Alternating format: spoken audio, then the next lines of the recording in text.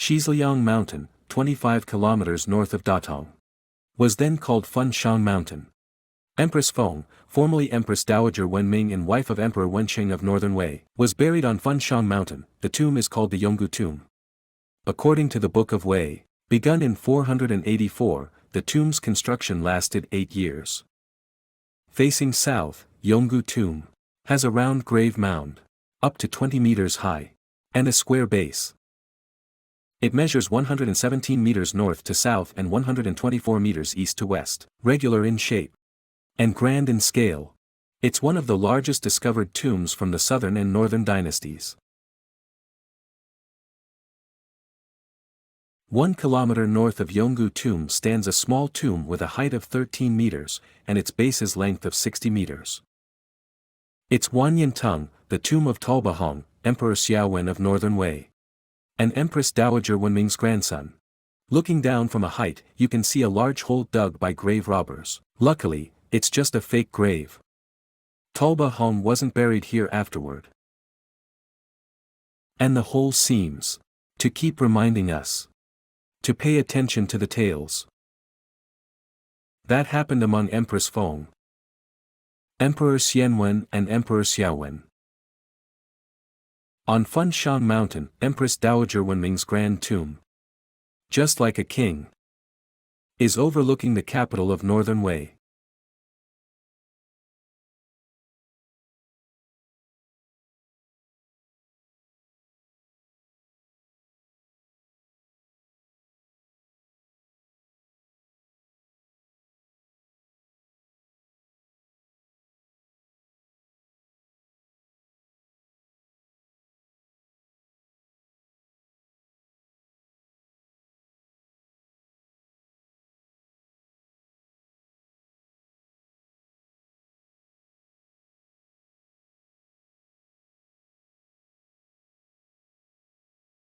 Talba Jun, a devout Buddhist emperor in the history of Northern Wei, initiated the construction of Yungan grottoes.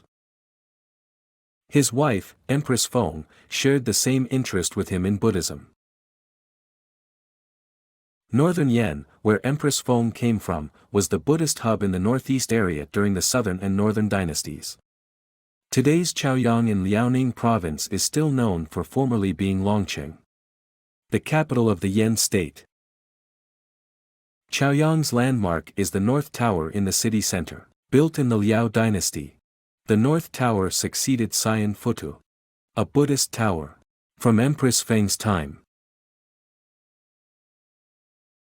In the 4th and 5th centuries, Northern Yan was the Buddhist center in northern China. The Feng family were firm Buddhist believers.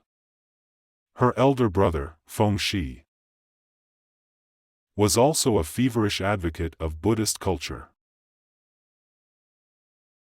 He established over 70 Buddhist temples in many provinces, and wrote 16 all scriptures, which are actually Chinese Buddhist canon, the comprehensive collection of the Buddhist scriptures.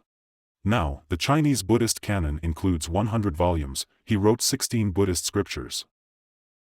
The reverence for Buddhism and the construction of the Yungan grottoes closely connected Emperor Wenqing and Empress Feng. Generally, the Buddhist affairs were one of the empress's jobs.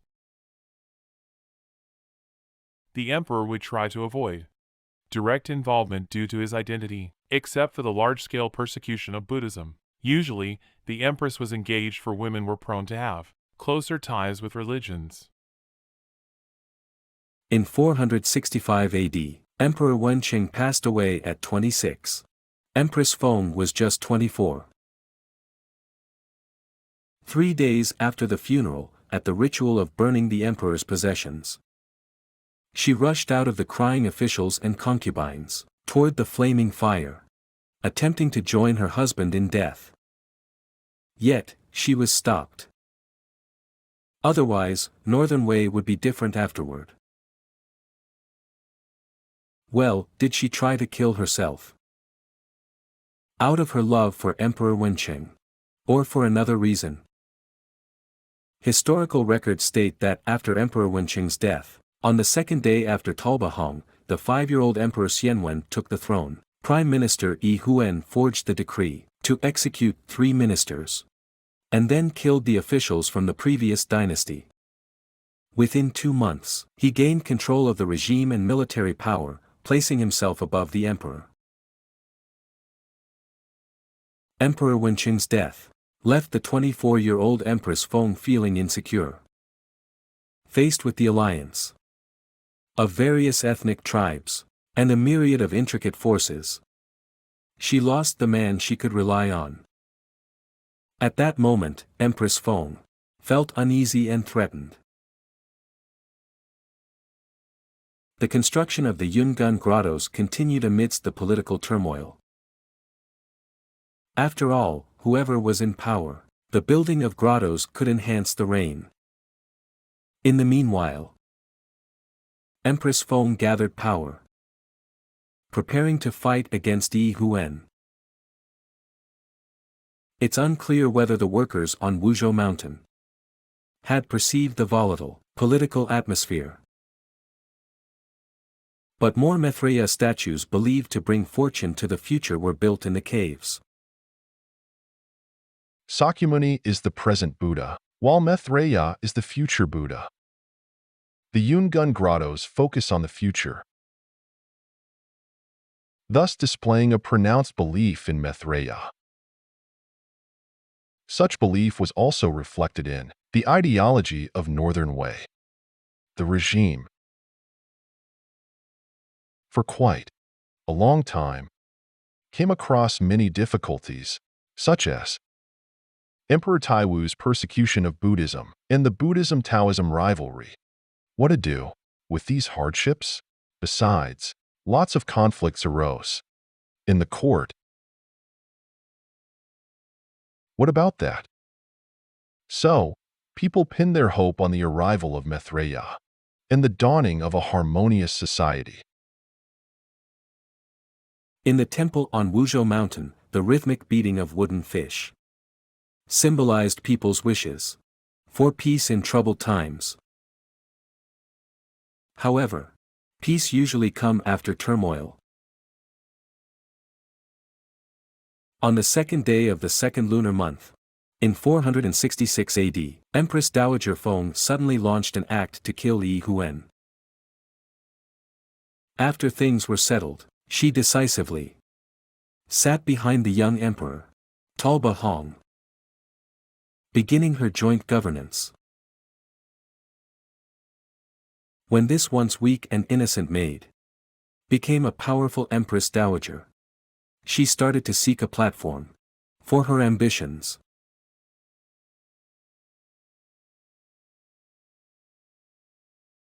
Shortly after that, the policy of founding schools at the county level was enacted.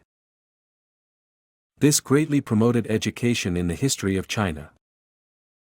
The Xianbei people didn't have their own written words, but by setting up schools and various levels of faculty, they enabled the Han culture to take root in Northern Wei. They started to study numerous books and records from the Central Plains, emphasize on etiquette, and speak the Han language, abandoning illiteracy and their uncivilized lifestyle and fitting into the local culture. There were so many changes, each of which came with the confrontation with their traditions. Emperor Xianwen grew up day by day. By 467 AD, Emperor Xianwen's first son was born.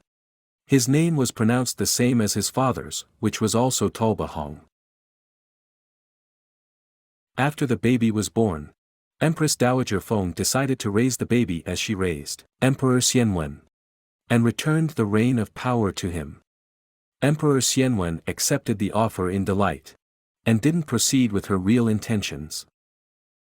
Meanwhile, Northern Wei's war against the Liu Song dynasty, for the north of the Huai River was going well. From February 468 AD, territorial gains were made along the way, especially Qingqi, presently known as Shandong, which all went under Northern Wei's control. It was always the most important strategic barrier and a directly governed administrative region of the southern dynasties. So, The culture there in all aspects, ranging from the study of Confucian classics to arts, was that of the southern dynasties. Hence, as the Qingxi area went under Northern Wei's control, the southern culture, particularly the southern dynasty's culture, was massively spread into Pingcheng. According to Northern Wei customs after the victorious conquest, the population and the aristocracy deprived of their land would be relocated to the capital, Pingcheng. Shandong, home to Confucius and Mencius, was also a Buddhist hub. Massive monks and craftsmen were among the relocated people. This not only facilitated the development of Buddhism, but also provided sufficient manpower for the construction of the Yungan grottoes. In the 1990s, large numbers of Buddhist statues were unearthed at the former site of Longxing Temple in Qingzhou. Among them, Northern Wei statues were mostly slender, typical of the Chinese Han people's body shape.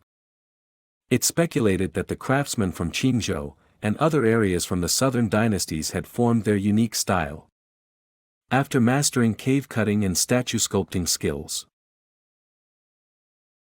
Cave 16 of the 5 caves of Tungyao was completed in this context. The Buddhist statue in Cave 16 wears a loose rope with a wide belt, which is believed to be associated with the craftsmen from the Central Plains. A batch of brilliant craftsmen and literati joined the project as captives. For this reason, the 5 caves of Tungyao were a lot more advanced than the previous caves, and looked so magnificent. Northern Wei's annexation of Qingxi undeniably affected the renovation of the Yungan grottoes and the subsequent artistic development of the Yungan grottoes.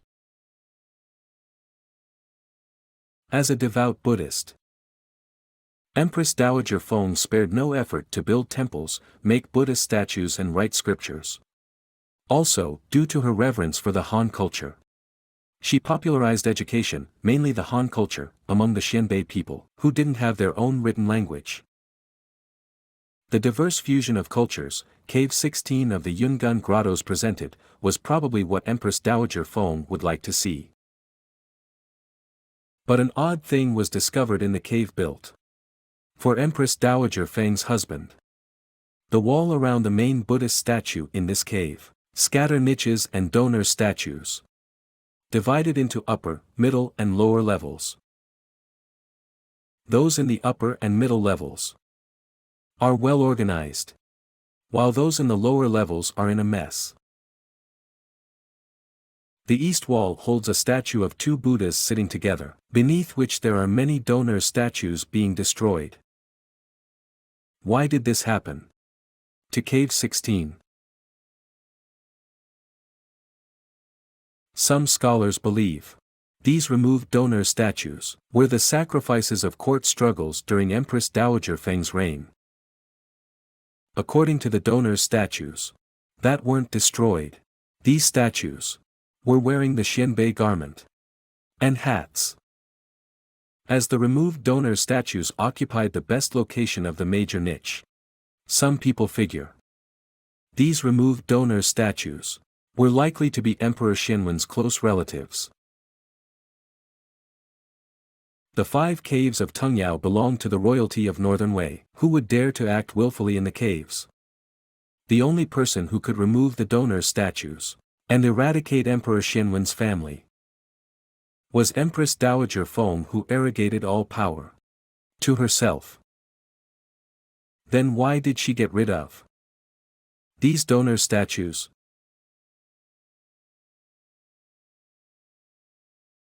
Zhang Haiyan is a cultural heritage photographer since the 1980s. He's been in this business for more than 30 years.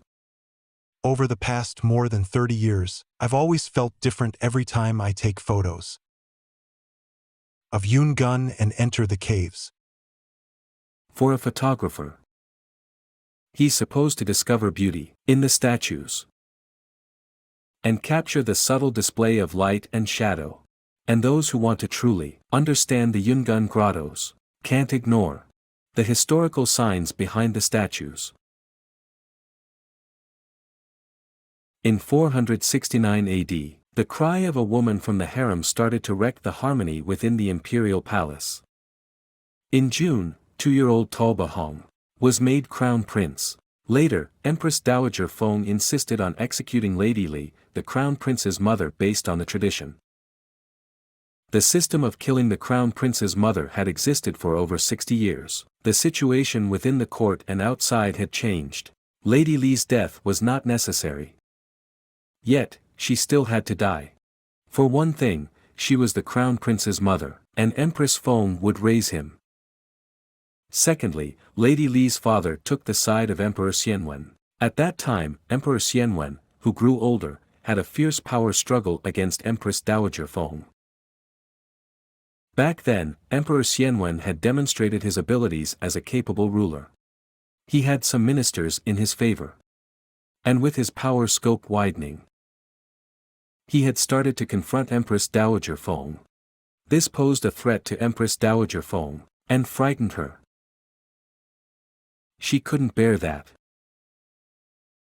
To continue holding court, Empress Dowager Feng shifted her aim to the crown prince, the kid easier to control. As long as she controlled Talba Hong, she could draw more forces to her side and fight against Emperor Xianwen. The court debate about the national policy between Emperor Xianwen and Empress Dowager Feng often escalated into heated arguments. The extensive discord between them is unknown. The specific facts have been buried in history. Though Empress Dowager Feng had relinquished her regency, and temporarily avoided direct conflict with Emperor Xianwen, in the 4th year of Huangqing, that is, 470 AD, their conflict reached its peak. Because of a man. This man was called Li Yi, Empress Dowager Feng's lover. Young and talented, Li Yi had a handsome face and a high official ranking. Empress Dowager Feng often summoned him into the palace, with the excuse of state affairs. Their relationship was known to all across the country. Emperor Xianwen carried out a mass murder aimed at Li Yi. Though Empress Dowager Feng's reaction was only described as upset. In the historical records, her rage about the murder became the decisive factor in the confrontation. It ultimately led to Emperor Xianwen's abdication. In the year after Li Yi's death, Emperor Xianwen went to Heshi for a patrol, and returned to Pingqing through Yinshan Mountain. Then, he suddenly announced his abdication. Some scholars speculate that the donors' statues of Emperor Xianwen's family were probably removed from the niche on the east wall during this period. The removal of the donors' statues was probably Empress Dowager Feng's warning for him. Then, Empress Dowager Feng just forced Emperor Xianwen to step down. He tried to nominate his uncle, Prince Jingzhao, as his successor. But his resistance was oppressed by the ministers sent by Empress Dowager Feng. The main problem lay in Emperor Xianwen. He was too reckless to stay calm for a bit longer. Had he been dormant for 3 or 5 years, the situation might have been different. The confrontation ended with the 18-year-old Emperor Xianwen being forced to give way to his 5-year-old son, and becoming the youngest retired emperor in history. It said that Talba Hong cried sadly during the abdication ceremony, and said to his father, "Taking your place, I feel so grieved." It was rather heartbreaking for a 5-year-old kid to make such a remark. Afterward, the young emperor ascended the throne, hailed as Emperor Xiaowen. Empress Dowager Feng controlled him by an iron hand. Her strictness with Emperor Xiaowen was also clearly stated in historical records. She often resorted to physical punishment, and ordered those who educated Emperor Xiaowen to report to her what he did. Every one of them had to report a mistake of Emperor Xiaowen daily, otherwise they'd be rendered unqualified. So, she acted as a stern father and a caring mother. Her way was cut out for raising an emperor, not a kid from an ordinary family. It reflected the features of her profession, her maternal instincts, and her profound anticipation for Northern Wei. Having the son take his father's place was a compromise to solve Emperor Xianwen's escalating conflict with Empress Dowager Feng. Yet, Emperor Xianwen wasn't content with that. Those known as statues of the mid-period Yungan Grottoes were built after the 5 caves of Tungyao, which looked brightly colorful and magnificently luxurious. Compared with the grand statue grottos in the early stage, the statues and grottos had transitioned to the peaceful palace style. However, as the grottos on Wuzhou Mountain were built massively, a power struggle played out in the Northern Wei court. Emperor Xianwen no longer lived in the palace regularly.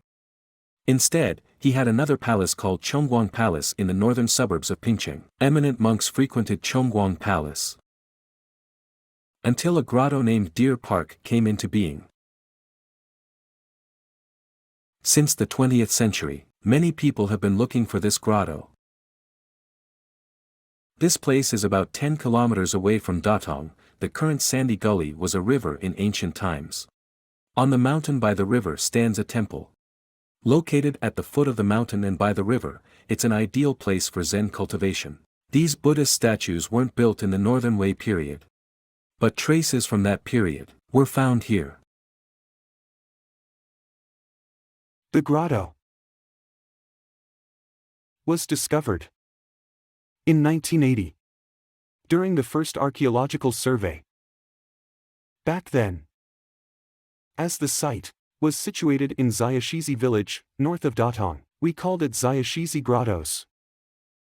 Later, after comparing with the historical records from Northern Wei, we found that they were identified as Deer Park of Northern Wei. 11 grottos were found in total, with a statue cave in the center, and each 5 Zen grottos on the east and west. The design of statues in the cave shape resembles 5 caves of Tungyao in the early stage of the Yungan Grottoes. Besides, this place used to be the royal hunting ground of Northern Wei, where there were numerous deer. Emperor Xianwen, who worshipped Buddhism, established his spiritual home here. In the grotto temple of Deer Park, he created a site for him or his companions, where they could stay while hunting there, and sit in the Zen grotto for cultivation. There are 11 caves in the grotto. Only one of them in the center holds a Buddhist statue. The 5 caves on both sides are all empty. Why are they empty? To hold people. As a Buddhist,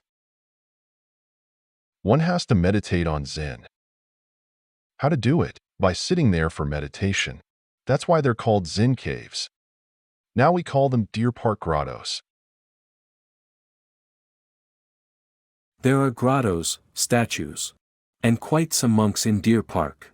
As his most important spiritual sanctuary and living place, the abdicated Emperor Xianwen must have invested lots of energy and time.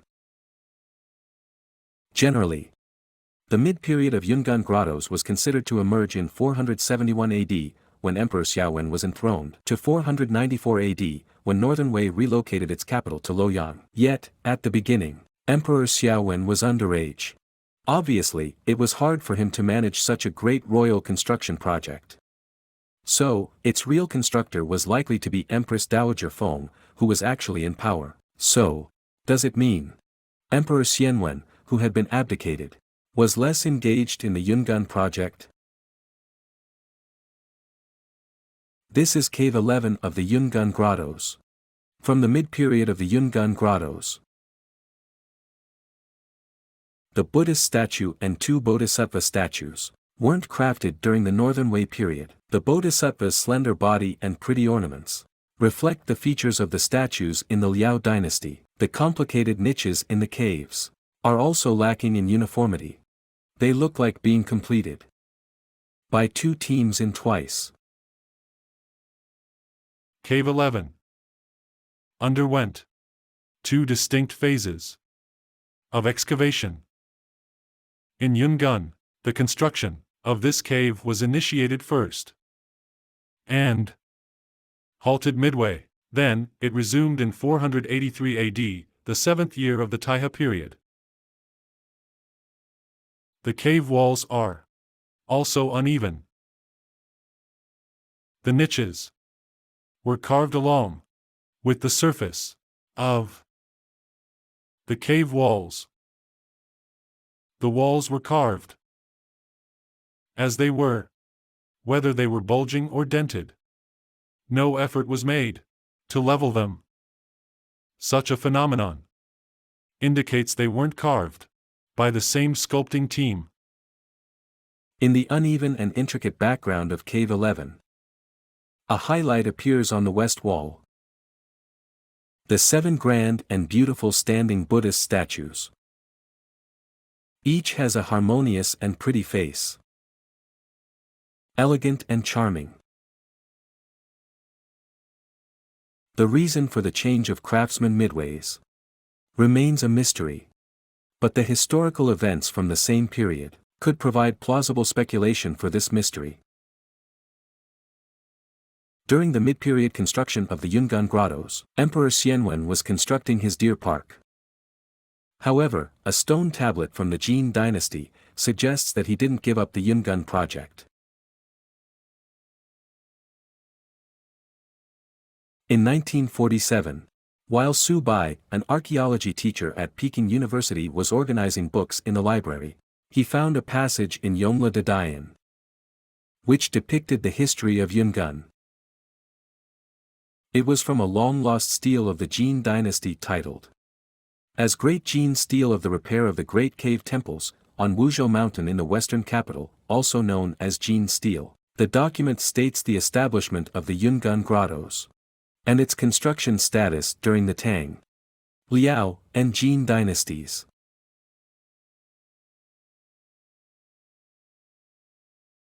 It mentioned that Emperor Xianwen renovated the grotto temples.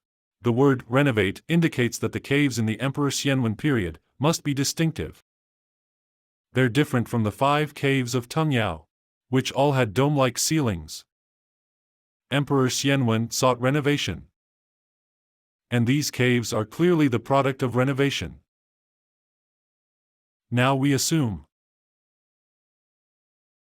these caves represented by Cave 11 are from the Emperor Xianwen period. On July 20, 476 AD, Emperor Xianwen died in mysterious circumstances. The records of the emperor's death are ambiguous. But the most common speculation is that he was poisoned by Empress Dowager Feng. And the project of the caves he was involved in, including Cave 11, was halted. Eventually, the caves became dilapidated and overrun by weeds. In the eyes of Zhang Haiyan, every statue in the Yungan Grottoes, including small Buddhas, Bodhisattvas and flying apsaras, is beautiful. The key is to find a right angle to display them properly. These years, he's taken photos of many unremarkable small Buddhist statues. They're all captivating. This photo was taken in the daytime.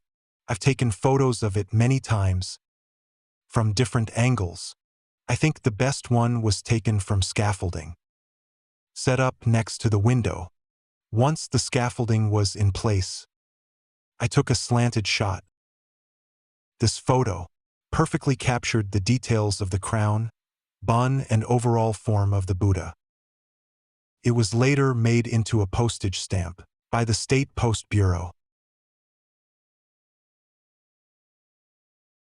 Over 1,500 years ago, after the death of Emperor Xianwen, the powerful Empress Dowager Feng also found a unique way to declare her political presence on the rock wall of Wuzhou Mountain. She projected her ideal onto the wall of Wuzhou Mountain. The ideal Buddhist paradise became ever specific. Here are Cave 7 and Cave 8 of the Yungan Grottoes. The four-story wooden-structured pavilion rebuilt in the early Qing dynasty only covered the front chamber of Cave 7, but the two caves share many similarities, such as their square spatial form and flat walls and ceilings. Both caves feature the same statue themes and identical design layouts. The northern wall of the rear chamber in Cave 7 is divided into two levels, similar to Cave 8. The upper level of Cave 7 houses a large tent-shaped niche, while the lower level has a round niche. Cave 8 follows the same design. On the east and west walls of both caves stand a row of sitting Buddhas. Beneath them are donors' statues. The main part of the center consists of 4 levels, with 8 niches symmetrically placed on both sides. They share identical Buddhist concepts and artistic styles. The two caves with the symmetrical layout forms a cohesive cultural unity, with a door in each cave. They're named twin caves, which started a new cave form. It suggested the Yungan Grotto's transition from the early stage to the middle stage. Some scholars believe the transition occurred under very specific historical conditions.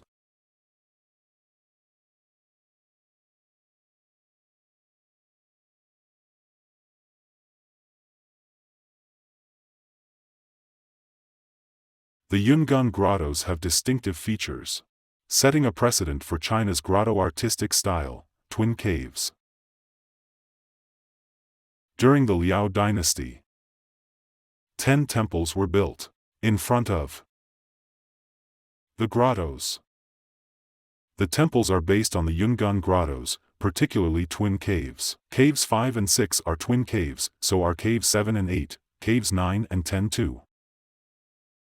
The twin cave design reflects the political background of 2 saints. Anyone who's read the Book of Wei would be familiar with the term 2 saints. It was frequently mentioned in the records of the Book of Wei about many incidents during Northern Wei. Actually, it refers to the 2 rulers during that period, Empress Dowager Feng and her grandson Emperor Xiaowen. Of course, the one actually holding power was Empress Dowager Feng. She mastered the Yungan Grottoes project and turned her most fascinating Buddhist story into a reality on the rocks. A tale in the Lotus Sutra was intensely memorable for her. In a pure land in the east from ancient times, a Buddha called Prabhudaratna vowed, after he attained Buddhahood, wherever the Lotus Sutra was preached, he and his pagoda would emerge from the earth. Later, when Sakyamuni preached the Lotus Sutra, a pagoda appeared in front of him indeed.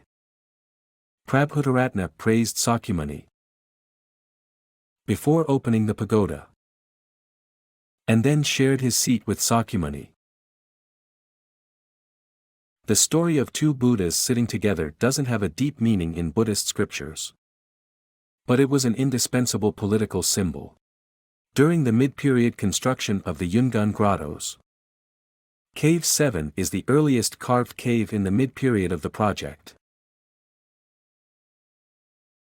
The upper level of the northern wall in the rear chamber features Maitreya Bodhisattva, seated Buddhas and pensive Bodhisattva. The big round niche in the lower level houses the statue of Prabhudaratna and Sakyamuni sitting together. Due to erosion, The statues' faces are already unrecognizable. Earlier, the statue of two Buddhas seated together had appeared too. But the practice of putting such a statue in the most prominent position became popular, starting with Cave 7.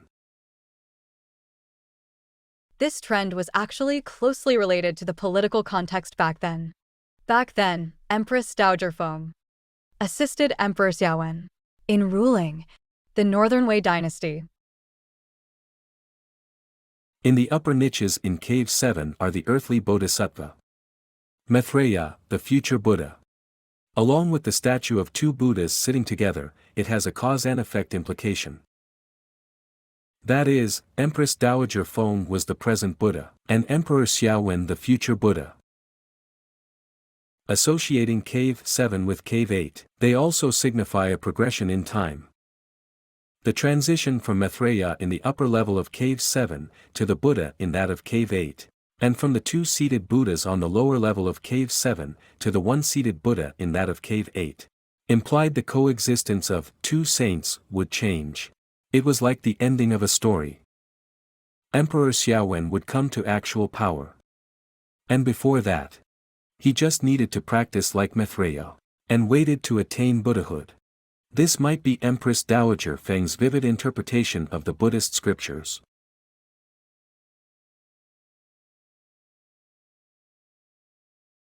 Corresponding with Cave 7 and Cave 8. Cave 9 and Cave 10 were constructed with the same concept. Space form and statue theme. Just like twin brothers. The relations between the front and rear chambers, the upper and lower levels of the north wall, the east and west walls, and the caves are all separated and unified. The Buddhist classics and aesthetic ideals manifested by the grottos and statues serve as a metaphor for the political landscape of a dynasty.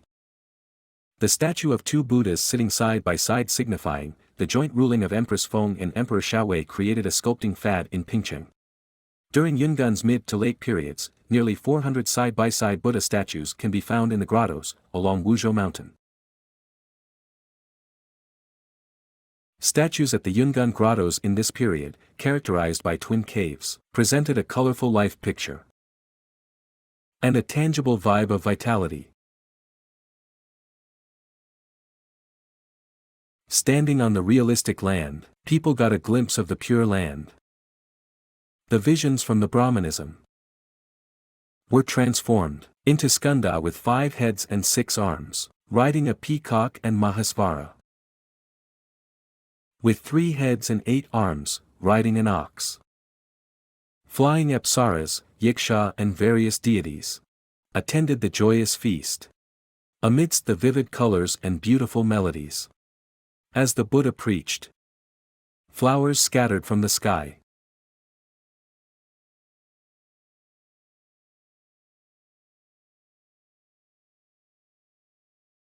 Empress Dowager Feng was a ruthless, calculating politician, but also a sentimental and romantic woman.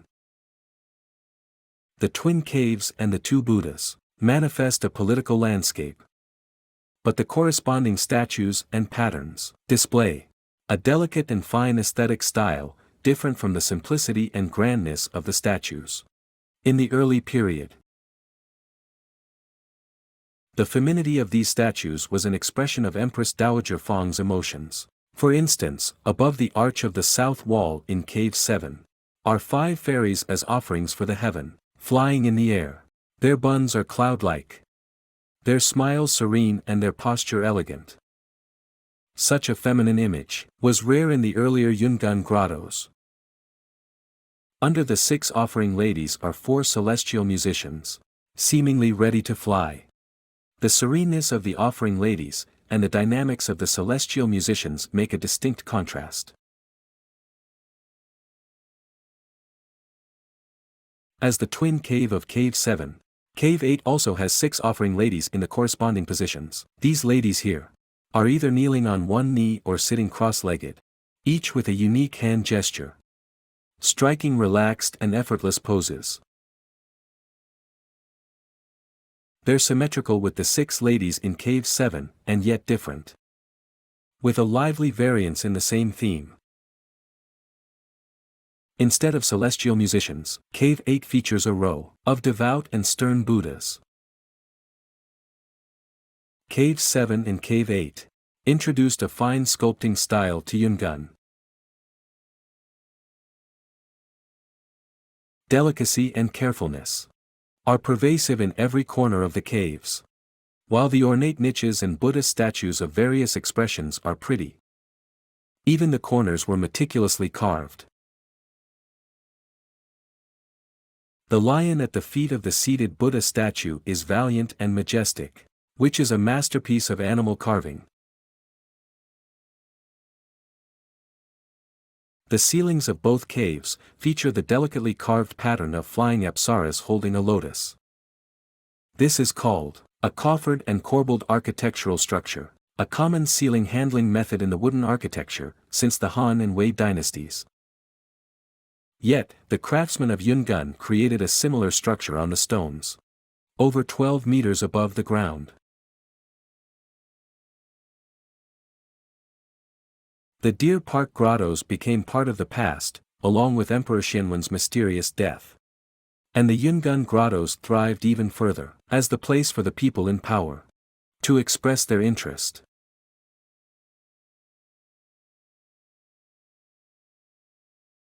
Among the few historical records about the Yungan Grottoes, during that splendorous age, the most discussed part is the description of Yungan at that time. In commentary on the Waterways Classic by Li Daoyuan, he said, "The river flows east to Lingyan's south.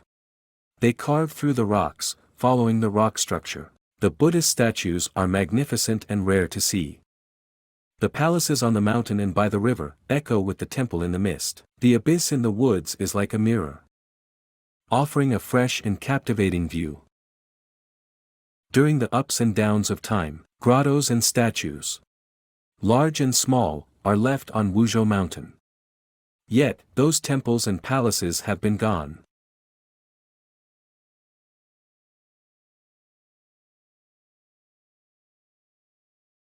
On the top of the Yungan Grottoes remains an ancient castle left from the Ming dynasty.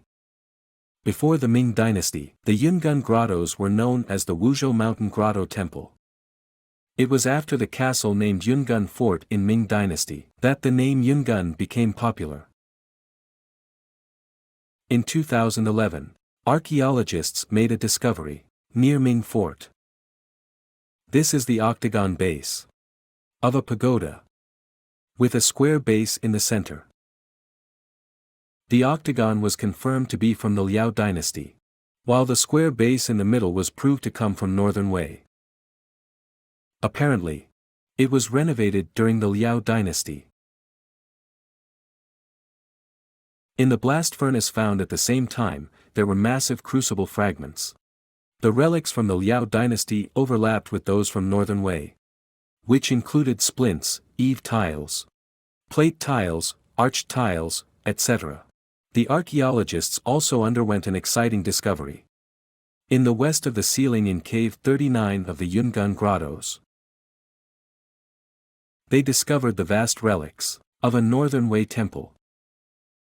The temple is centered on the pagoda courtyard, including the pagoda base, corridors in different directions, chimneys and stove pits. It occupies an area equal to the size of 8 or 9 basketball courts. This used to be northern Wei monks' living area and scripture translating place. It reminds people of the 10 temples recorded in the Jin stele, and the row upon row of palaces depicted by Li Daoyuan. The Yungan Grottoes may be a lot more than the current discoveries.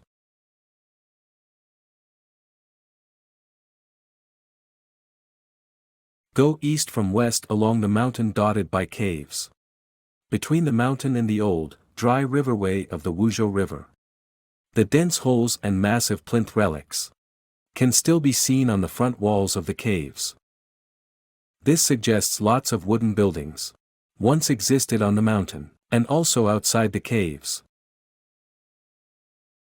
According to the survey on the ancient riverway, the water level of the Wuzhou River was probably about 10 meters beneath the grotto stairs. By estimate, the building on the top of the grotto is at least 50 meters above the water. Just imagine that, under different climate conditions, these wooden buildings and mountaintop temples, reflected in the Wuzhou River, must be picturesque. Resonating with the description of Li Daoyuan.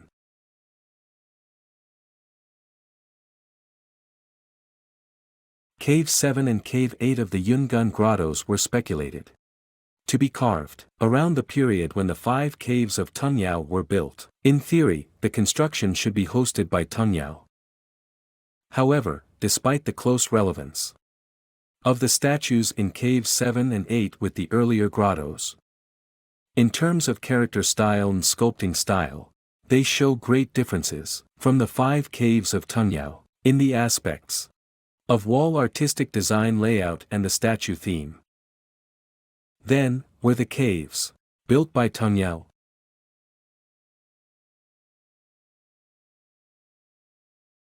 You'll be perplexed while browsing the historical records.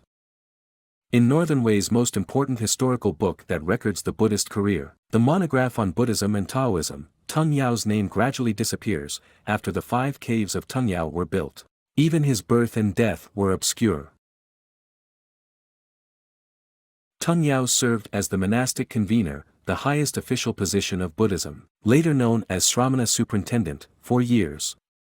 He brought the sculpting business to its pinnacle. How could such an eminent monk remain undocumented? Yet, as Fagua, the first eminent monk of Northern Wei, passed away, the emperor attended the funeral. The missing record of Tungyao's later years is perplexing. In August 479 AD, another Buddhist temple, Siyuan Temple, was founded on Funan Mountain, north of Pingcheng. Also, it's not hard to notice that Sengxian, abbot of Siyuan Temple, had become the Sramana superintendent in this period, while Tungyao just vanished.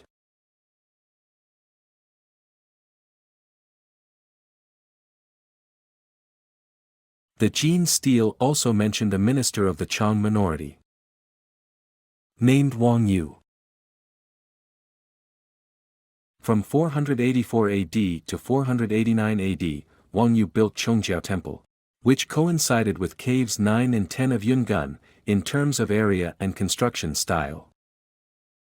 It's recorded in history that Wang Yu was a eunuch deeply favored by Empress Feng. Some speculated that the caves following the 5 caves of Tungyao were probably built after Wang Yu replaced Tungyao as the person in charge. This could account for the tremendous changes of the Yungan grottos in art.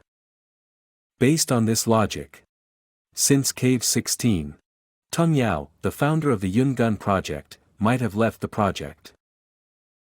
However, regardless of who later became the artistic director of the Grand Grottos, the true force behind this project remained Empress Dowager Feng, who held actual power over the country.